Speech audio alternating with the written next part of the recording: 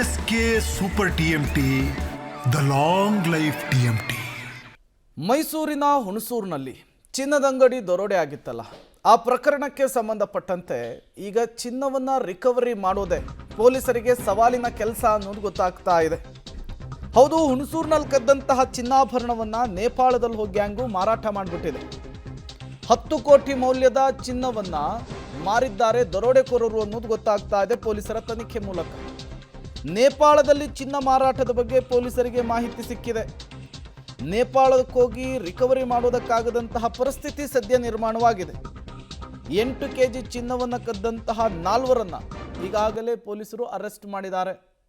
ಅವರ ಸ್ಟೈಲ್ನಲ್ಲಿ ಬಾಯಿ ಬಿಡಿಸಿದಂತಹ ಸಂದರ್ಭದಲ್ಲಿ ಚಿನ್ನವನ್ನು ಕದ್ದು ನೇಪಾಳದಲ್ಲಿ ಮಾರಾಟ ಮಾಡಿರೋದನ್ನು ಹೇಳಿದ್ದಾರೆ.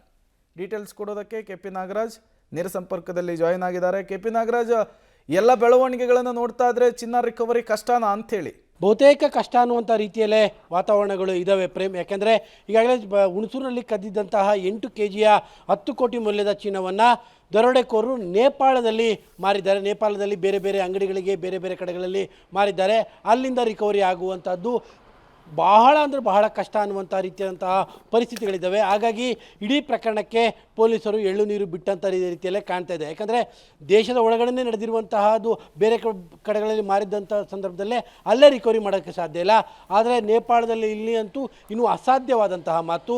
ಅಲ್ಲಿಗೆ ಬಹುತೇಕ 99% ರಿಕವರಿ ಆಗೋದಿಲ್ಲ. ಈಗಾಗಲೇ ದರೋಡೆಕೋರರು ನೇಪಾಳದ ವಿವಿಧ ಭಾಗಗಳಲ್ಲಿ, ಅದು ಒಂದೇ ಕಡೆಯಲ್ಲ ಬೇರೆ ಬೇರೆ ಭಾಗಗಳಲ್ಲಿ ಅದನ್ನು ಸಂಪೂರ್ಣವಾಗಿ ಮಾರಿಬಿಟ್ಟಿದ್ದಾರೆ. ಹಾಗಾಗಿ ಚಿನ್ನ ಬೇರೆದೇ ಸ್ವರೂಪಕ್ಕೆ ಹೊರಟೋಗಿರುತ್ತೆ. ಹಾಗಾಗಿ ಅಲ್ಲಿಂದ ರಿಕವರಿ ಆಗುವಂಥ ಸಾಧ್ಯತೆಗಳು ತೀರಾ ಕಡಿಮೆ ಇದ್ದಾವೆ. ಹೀಗಾಗಿ ರಿಕವರಿಯ ವಿಚಾರವನ್ನು ಪೊಲೀಸರು ಈಗ ಎಳ್ಳು ನೀರು ಬಿಟ್ಟಂತೆ ಕಾಣ್ತಾ ಇದೆ Prem. Okay, thank you KP Nagaraj ತಮ್ಮೆಲ್ಲ ಮಾಹಿತಿಗಾಗಿ.